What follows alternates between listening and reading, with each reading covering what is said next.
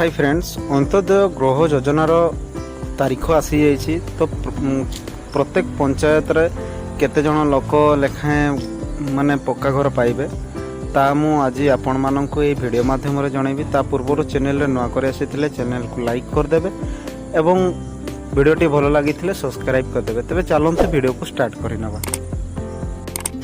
तो फ्रेंड्स, लोक मानकर एबे पक्का घर जो आशा थिला ता एबे पूर्ण होगा को जाउची, जोटा कि अंत्योदय गृह योजना रे प्रति पंचायत 10 जन हिताधिकारी को 12 तारीख मिलैबो पक्का घर।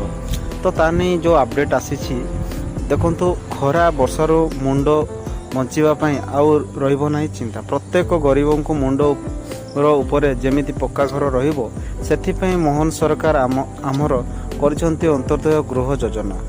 वर्ष पूर्व प्रति पंचायत 10 जन मिलिबो पक्का घर, ए नहीं सूचना देइछन्ती पंचायत मंत्री रवि नायक। तो फ्रेंड्स, अंत्योदय योजना रे पक्का घर देवे सरकार। 5 दिन भितर तालिका देवाक वीडियो को निर्देश दिया जाइछि। तेबे 12 तारीख दिन वर्ष पूर्व कार्यक्रम पक्का घर दियाजिबो बोली कहिछन्ती मंत्री।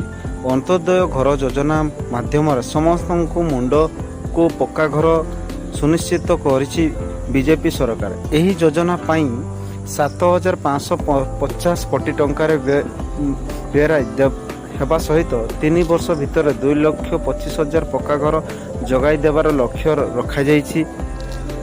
एही योजनार भिन्नक्षम विधवा, दुरारोग्य एवं विधि रे पीड़ित सहित परिवार व्यक्ति, पद्मश्री पाइथिबा परिवार व्यक्ति, बन्या बात्या अग्निकांड पीड़ित लोक लाभ पाइबे। एथिपाई 25-26 आर्थिक वर्ष रे 2,603 कोटी टंका व्यय दबार रखिछन्ती मोहन सरकार।